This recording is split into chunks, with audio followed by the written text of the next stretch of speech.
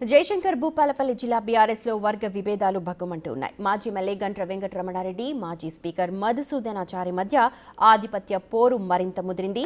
Assembly ఎన్నికల్లో ticket కోసం ఇద్దరి మధ్య మొదలైన పోరు ఇప్పుడు తారాస్థాయికి చేరుకుంది.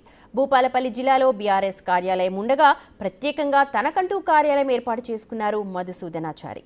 జిల్లాలో పార్టీ ఆఫీస్ ఉండగా మరొకటి ఓపెన్ చేయడంతో జిల్లాలో బీఆర్ఎస్ శ్రేణుల్లో అయోమయం ఉన్నారు.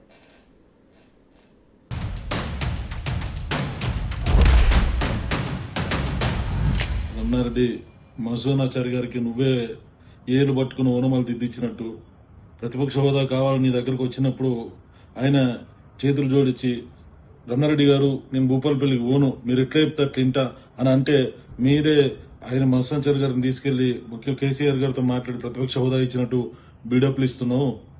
నువ్వు కాదు, పార్టీ ఫౌండర్ ఆయనే, కేసీఆర్ గారి అనుచరుడు ఆయనే. రాజకీయాలల్లో సీట్ల సర్దుబాట్లు కానీ అభ్యర్థి డిక్లరేషన్ కానీ ఏదన్నా ఉంటే ఎలక్షన్ టైం ఉంటుంది. ఎలక్షన్ 4 సంవత్సరాల ఈ తరుణంలో ప్రతిపక్షంలో ఉన్నప్పుడు ప్రజల సమస్యల మీద పోరాడాలి. అంతేగాని కేసీఆర్ పిలిచి నాకే బాధ్యత అప్పచెప్పిండు, నన్నే తిరిగి ఉన్నాడు, షారీ సాబ్ ఇటు సైడ్ ఇటు దిక్కు తిరగద్దని చెప్పిండు అని అవాకులు చెవాకులు అబద్దాలు మాట్లాడితే నీ పరువే పోతుంది. నువ్వు అన్న తెల్లారే మరి మధుసూదనాచారి గారు వచ్చారు కదా, ముఖ్య కేసీఆర్ గారు గీసిన గీత దాటిన మధుసూదనాచారి గారు నువ్వు అన్న తెల్లారే మళ్ళీ భూపాలపల్లి వచ్చినట్టు అర్థమైంది. నువ్వు మాట్లాడిన అబద్దాలని కేసీఆర్ గారు చాలా క్లారిటీగా 100 మంది ఎమ్మెల్యే మన పార్టీ ఎమ్మెల్యేల ముందు, ఎమ్మెల్సీల ముందు, పార్లమెంట్ సభ్యుల ముందు చాలా సవివరంగా చెప్పిండు. భూపాలపల్లి నియోజకవర్గానికి గండ్ర వెంకటరమణారెడ్డి